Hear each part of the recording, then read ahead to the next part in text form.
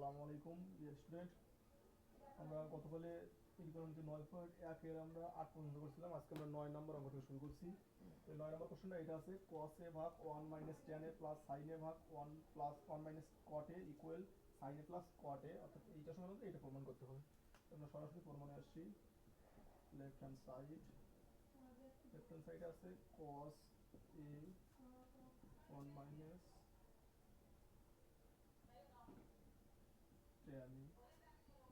Plus sin a 1 -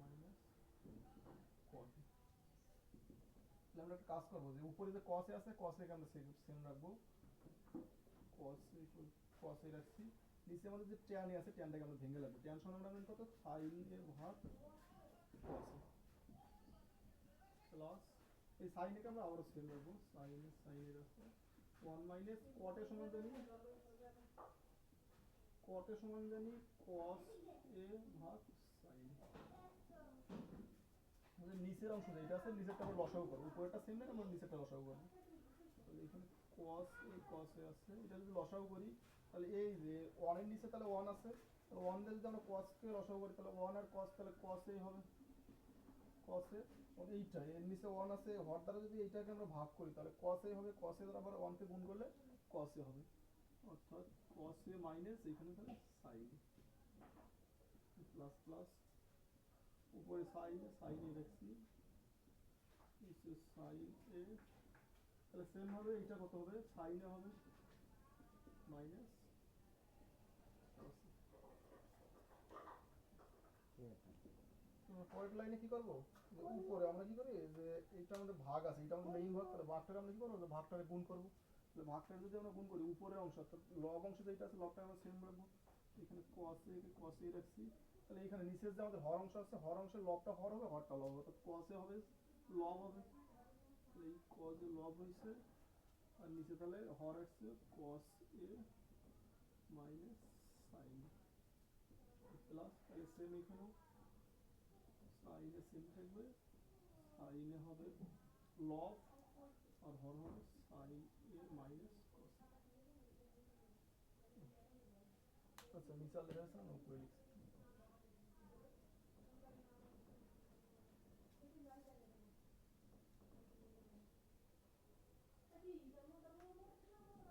এইখানে এই cos R cos a R cos a গুণ করলে কত হবে, উপরের অংশ তাহলে লব অংশ হচ্ছে cos square a, cos square a, তাহলে নিচে cos a minus sin a, cos a minus sin a এর মাঝে প্লাস এইটা তাহলে আবার sin স্কয়ার a হবে। তো নিচে আছে কত, লব অংশ হর অংশে আছে হচ্ছে হলো sin a minus cos a, sin a minus cos a।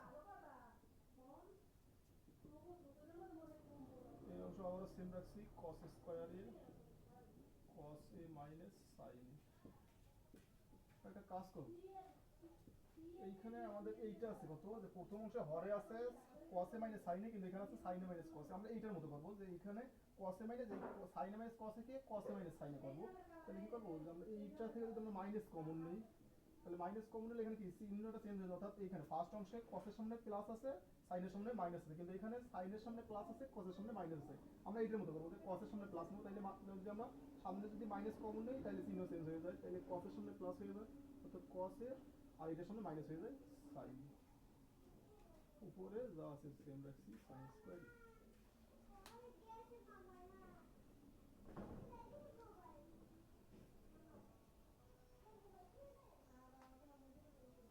এই অংশ আবার সেম রাখছি cos স্কয়ার এর cos a মাইনাস sin। এই চিহ্ন এইটা অর্থাৎ এই মাইনাস আর প্লাসে মাইনাস হয়ে যাবে,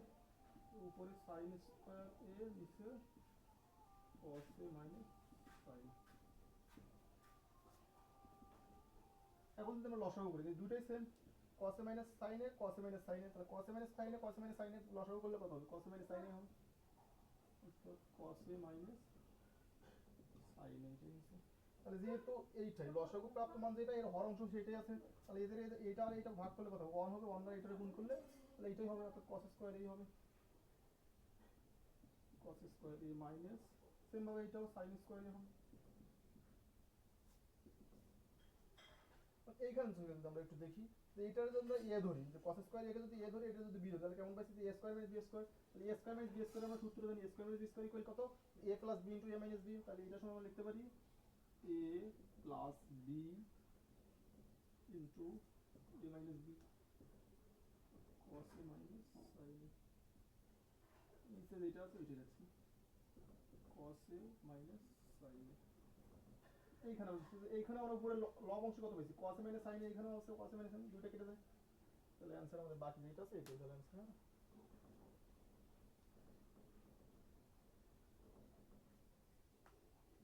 পরে আসছে কত আছে, তাহলে লব অংশ আর কিছু সরি হর অংশ আর কিছু থাকে না, শুধুমাত্র লব অংশ আসছে কত cos a minus sorry plus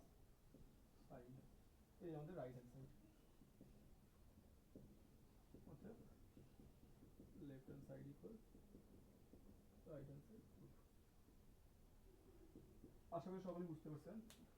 এরপর আমরা নেক্সটটাতে আসি, নেক্সট 10 নম্বর আছে,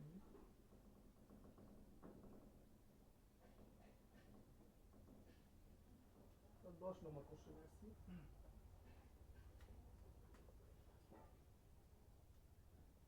10 নম্বরটা এর মধ্যে সবচেয়ে ইজি মেথড ছিল 10 নম্বর ম্যাথটা,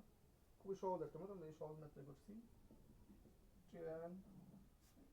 a into root over 1 minus sin square, এটা সমান আমাদের প্রমাণ করতে হবে কত sin, এইটা আমাদের কোশ্চেন আছে tan into root over 1 minus sin square equal প্রমাণ করতে হবে sin a, এইটা আমাদের লেফট হ্যান্ড সাইড, আমরা লেফট হ্যান্ড সাইড কাজ করছি tan a root over 1 minus sin square, এখানে কি করব tan a কে সেম রাখছি, tan a রাখছি, এখানে 1 minus sin square, তাহলে 1 minus sin square আমরা cos আর এবং sin এর মধ্যে বর্গের সম্পর্ক পাইছিলাম যে 1 minus sin square এর সমান কত cos square, তাহলে এর সমান cos square লিখতে পারি, এখানে আমরা tan a রাখছি, তাহলে এইখানে cos square এবং এর উপরে আছে কি রুট, তাহলে রুট আর বর্গ কেটে যায়, তাহলে কি cos a থাকে, আমাদের tan কে ভেঙে দেই, tan সমান কত জানি, tan সমান জানি আমরা tan এর সমান sin a ভাগ cos a into cos a, এটা cos a কেটে যায়, তাহলে কত sin a, এই আমাদের রাইট হ্যান্ড সাইড। আশা করি সকলে বুঝতে পারছেন, অর্থাৎ লেফট হ্যান্ড সাইড সমান রাইট হ্যান্ড সাইড, খুবই সহজ অঙ্ক, এই অধ্যায়ে আমরা বলতে পারি সবচেয়ে ইজি অঙ্ক হচ্ছে এটা। এরপরে যদি আমরা দেখি, এরপরে 10 সরি 11 12 ও না 11 নম্বরটা একটু আলাদা আছে, 11 নম্বরটা একটু আলাদা তাই জন্য আচ্ছা 11 নম্বরটাই করছি।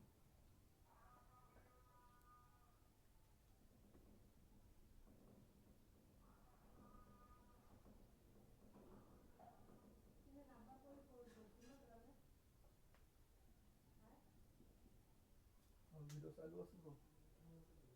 কয় মিনিট 10 মিনিট পরে আছে, 10 মিনিট কোন দেখা ভিডিও পরে রাখেন, কয় নম্বর আছে কত sec a plus tan a divided by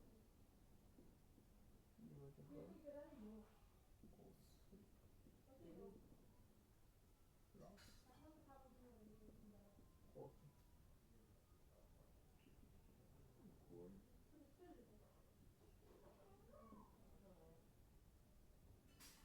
cos equal cos a minus